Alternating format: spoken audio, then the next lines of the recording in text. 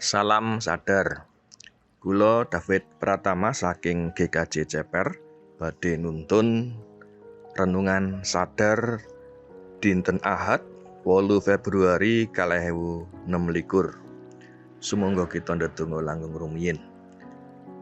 Duh Gusti Allah ingkang Muasih, kawula badhe nampi Sabda Paduka. Keparenga Sabda Paduka saged dados padhang wonten ing gesang kawula. Wonten ing Sang Kristus kawula ndedonga. Amin.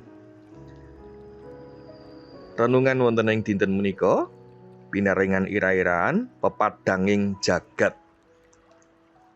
Dasar ayat saking Matius gangsal ayat 16. Semono uga padhangmu iya sorotna marang wong, supaya iku padha sumurup marang tindak tandukmu kang becik, temah padha ngluhurake ramamu kang ana ing swarga.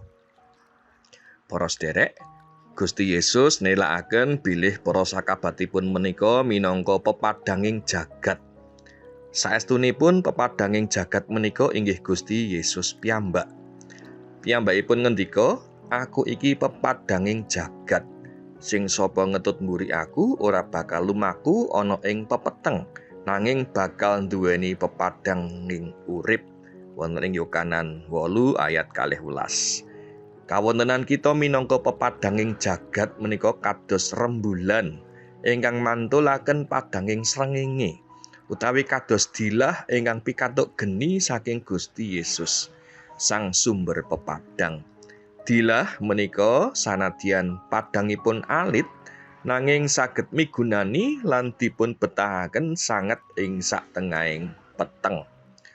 Menapa ta ginanipun pepadhang ing gesang kita menika? Para sederek, wontenipun pepadhang menika ndadosaken tiyang saged mirsani kawontenan ing sakiwa tengenipun. Kanthi wontenipun pepadhang, tiyang saged ngelampahi rupi-rupi kegiatan. Saged maos, saged nyambut damel, saged olahraga, lan sanes-sanesipun. Wontenipun pepadhang ndadosaken tiyang rumaos ayem, awit saged mirsani margi ingkang kedah dipun lampahi kanthi cetha, boten kuwatos badhe kesandung utawi nubruk tembok. Pepadhang ugi dipun betahaken dening kewan lan tetuwuhan. Para sederek, Gusti Yesus nimbali lan netepaken para pendherekipun dados pepadhanging jagat.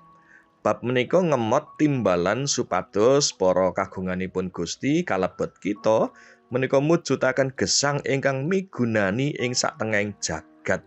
Kita tinimbalan nyunaraken cahyanipun Sang Kristus inggih menika kayekten keadilan lan katresnan ing satengahing donya ingkang peteng amargi dosa.